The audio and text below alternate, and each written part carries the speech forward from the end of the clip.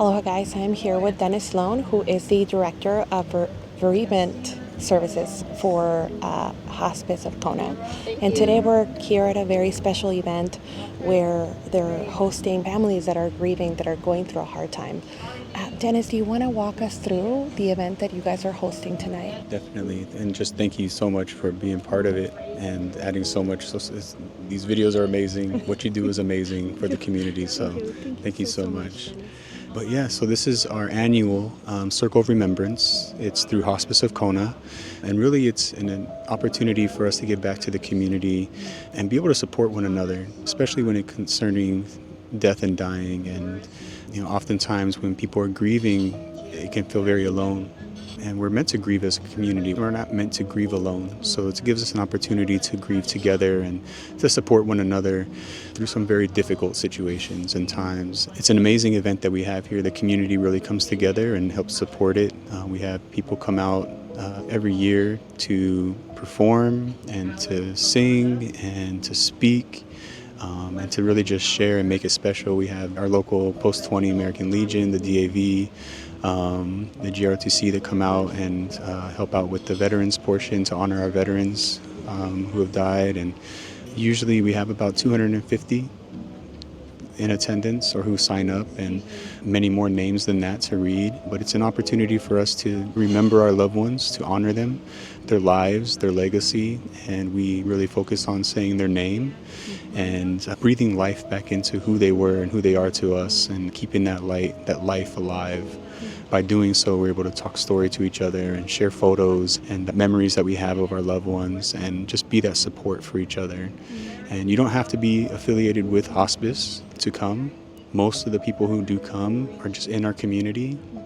They sign up and they put their loved ones' names so that we can read them. Once their names are read, we take flowers and we put them into the ponds as a symbol of remembering them and bringing them honor and showing our love for them. It's a beautiful event that we have, and we have such a beautiful community, and the need is there. So it's really special that we get to take care of each other like this. The work that you guys are doing for the community is so beautiful. They have set up the event with so much love, so much caring. You can see it all throughout. The grounds where this event is hosted is also so gorgeous. We are right in front of the King Cam, and it's where they host the luau, right? And so there's a lot of tiki torches. People are right across from the ocean, and it's just a very personal, very healing setting for many, right? So, Dennis, for the people that are in the community that haven't heard of these services, how can they get a hold of you guys, and how can they be a part of services in the future? Because these are hosted annually, correct? It's best to reach us through, it can be email, it can be calling us directly. You can go to hospiceofkona.org. Our website will have the contact information to reach us. You can email us at info@hospiceofkona or call us direct. And we're always looking for people who are interested in volunteering. We have a lot of different ways to volunteer, whether it be sitting with our patients and just being there as a companion, bringing them food, doing some grocery shopping. We have the memory lane 1 and 2 where you can come and just kind of help out at the stores. With our veterans, with the We Honor Veterans program, we have volunteers that come and will sit with veterans and listen to their stories and be there with their families. And there's so many things that we're looking to do because the needs are there, and the needs continue to grow, so our programs continue to grow as the needs show us where to go. Our children's program is growing because the needs are growing. So we're in the schools doing grief counseling and working with the children and their families. And yeah, so if you want to reach out, if you're interested in volunteering or donating, because a lot of our services are through donations, it's at no cost to the community. Anything that we do is at no cost to the community, but the costs are still there, and that's on big part. We have such a generous community that helps to support, but as the needs grow, so does our programs grow, and so does the cost. So we're always looking for ways to make sure that we don't have to get rid of anything, but we can always add to the needs that we are seeing. We can add to the programs to make sure that they're being met. You guys keep informed the community about all these progresses. Really amazing. You guys have an incredible website where people can follow along, right, and see where the donations are going to which programs. But this event really is so breathtaking, Dennis.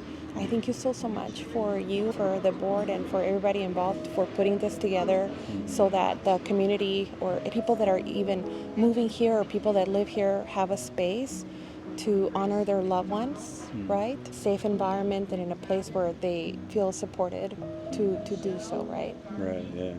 Thank you. And Yeah. thank you to the community in a big way. This is really because of what our community does and what they hold special, and they see the need as well, which is why we're able to do what we do. So definitely thankful for that. I think, and another thing that was really special, for me as an attendee, you have probably seen this all the time, but the sharing of the stories is just something that really grabs onto your heart. People that have going through rough grief, right? There's also comfort to be with people that are going through your same Right, yeah. situation, right? So, Definitely. yeah, this is a beautiful effort. It's such a blessing to have you guys in the community, and yeah, this is so beautiful. Thank you so much, my Thank friend. you. Well, if you guys need to get a hold of Dennis, you know where he's at. Here, Hospice of Kona. He's so kind and so nice to talk to that I'm pretty sure that if you guys meet him in person, you guys are gonna be like, wowed. Like, he's so nice. Just a great human being. I'm here with Andy. He is currently receiving bereavement services from Hospice of Kona, and we're gonna be talking about how he has personally benefited from these services. Andy, for how long have you been attending these services here? Altogether, I would say about 7 years. And in between there, it was my job was interfering, coming to the meetings. But then I'm back, since I'm retired now, I'm coming regularly. And so the thing is that now people always ask me, why am I coming back? Yeah. Because I want to help people too. It's a gift to knowing that it's kind of like giving, and I'm a giver. It just gives me the pleasure to knowing that I could really reach out to people that needs help. People don't want to talk about certain people, and they're afraid to. Even in the meeting, they don't want to open up. But when I come out and ask them, just open up and release it. Just say what you want to say, and they do. And all of a sudden, it's kind of like, boom, here comes that testimony. It's been holding in and howling in themselves for a long time. So I kind of like bring it out from people. And after the testimony, you get to know them better. You get to know what they're going through, they're still going through, and you know how to help them in a lot of ways. So that's what gives me the satisfaction of knowing that going there is just giving. So it's kind of like I have a heart of help, and so I know what I went through, and I know exactly what they're going through. So I'm just reaching out as much as I can. People sometimes they think that they don't need him, right? People sometimes when they're going through grief, and sometimes the whole family is grieving, and they think that they got it, right? But they're also, since they're all grieving together, how can they pull each other up if they're all going through the same situation, right? And so I think that's when these services come in so handy and so helpful, to where you guys able to kind of see it from aerial view, right? Seeing the problem from aerial and then provide a lending hand to help the person. Well, hospice is a safe place to be. Correct. You just can't tell anybody because they think they have the right answers, and those answers are not what they want to hear. Yeah. And yet they make them feel, the person at the loss, make them feel worse. Right. So in hospice meetings, it's comfortable. They get to cry, they get to vent, to express, and voice their opinion.